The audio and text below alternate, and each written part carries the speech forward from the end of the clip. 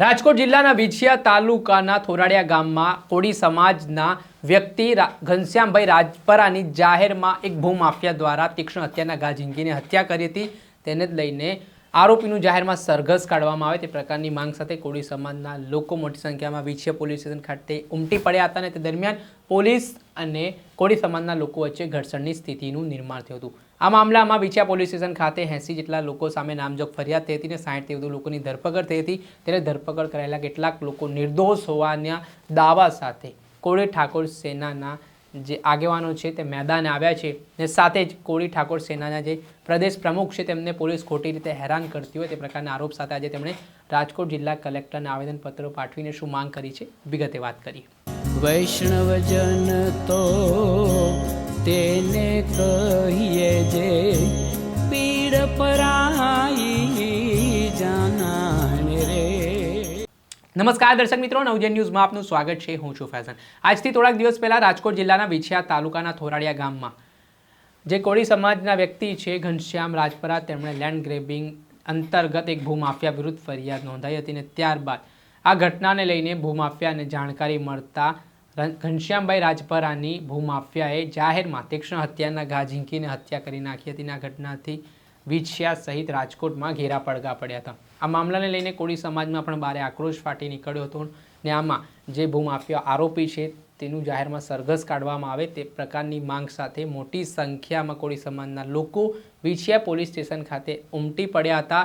ત્યારે કાયદા અને વ્યવસ્થાની સ્થિતિને ધ્યાનમાં રાખીને પોલીસ આરોપીનું સરઘસ ના કાઢતા વિવાદ વકર્યો હતો અને કોળી સમાજના લોકોને પોલીસ વચ્ચે ઘર્ષણની સ્થિતિનું નિર્માણ થયું હતું અને પથ્થરમારો જે થયો હતો તે મામલામાં 80 જેટલા લોકો સામે ફરિયાદ નોંધવામાં આવી હતી અને 60થી વધુ લોકોની વિછિયા પોલીસે ધરપકડ પણ કરી હતી। તેના કારણે રાજકારણ પણ ગરમાયું હતું।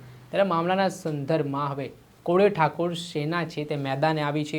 કોળી ઠાકોર સેનાના જે ગુજરાત પ્રદેશ પ્રમુખ છે જયેશ ઠાકોર તેમને પોલીસ ખોટી રીતે હેરાન કરતી હોય, તેમને નોટિસો પાઠવવામાં આવતી હોય ને જે લોકોની ધરપકડ કરવામાં આવી છે તેમના સમર્થનમાં કોળી ઠાકોર સેનાના આગેવાન જયેશ ઠાકોર બોલી રહ્યા છે તો તેમને હેરાન કરવામાં આવી રહ્યા છે તે પ્રકારના આરોપો કોળી ઠાકોર સેનાના મહિલા આગેવાન દ્વારા લગાવવામાં આવ્યા છે અને આજે તેમણે રાજકોટ જિલ્લા કલેક્ટરને આવેદનપત્ર પાઠવીને શું ચીમકી આપી છે તે સાંભળી લો।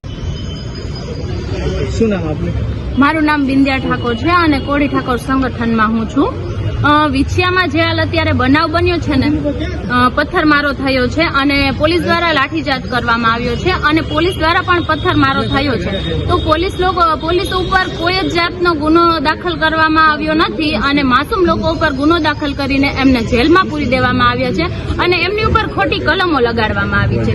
તો એમની લડત માટે અમારા પ્રમુખ જયેશ ઠાકોર એમની લડત માટે ઉભા રહ્યા છે તો જેતપુર પોલીસ ચોકીએથી એમને નોટિસ મોકલવામાં આવી છે અને દબાવવામાં આવ્યા છે કે તમે બેસી જાઓ।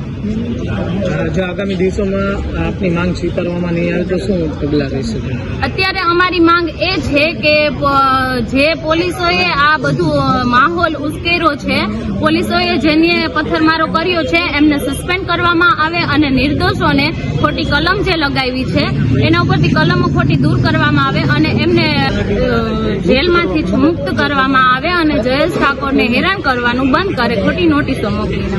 અને જો આ 5 દિવસમાં કોઈ કાર્યવાહી નહીં થાય તો કોળી ઠાકોર સેના દ્વારા અમે ધારણા ઉપર બેસશું અને અમારા પ્રમુખ જયેશ ઠાકોર દ્વારા એ એલાન છે કે ગુજરાત આપે સાંભળ્યા હતા કોળી ઠાકોર સેનાના મહિલા આગેવાન તેમણે ચીમકી ઉચ્ચારી છે અને કહ્યું છે કે પોલીસે જે કાર્યવાહી કરી છે, પથ્થરમારો જે આખો બનાવ બન્યો હતો તેમાં પોલીસે પણ સામે પથ્થર માર્યા છે તો આવા પોલીસ કર્મચારી અને અધિકારી સામે પણ પગલાં લેવા જોઈએ, તેમને સસ્પેન્ડ કરવામાં આવવા જોઈએ। સાથે જ જે નિર્દોષ લોકોને પોલીસે પકડ્યા છે તેમને તાત્કાલિક જેલ મુક્ત કરવામાં આવે, નહીંતર આગામી સમયમાં ઉગ્ર આંદોલનની શરૂઆત થશે તેવી ચીમકી પણ તેમણે ઉચ્ચારી છે।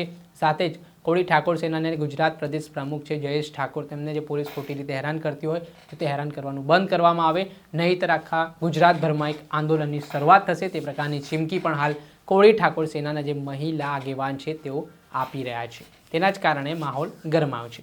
દર્શક મિત્રો, ત્યાર સુધીમાં બસ આટલું આવા નવા વિડીયો સાથે આપણે માહિતગાર કરતા રહીશું એટલે નવજીવન ન્યૂઝની ચેનલને આપ લાઇક કરી લો, સબસ્ક્રાઇબ કરી લો અને શેર કરવાનું ભૂલતા નહીં। વૈષ્ણવજન તો તેને કહીએ જે પીડ પરાઈ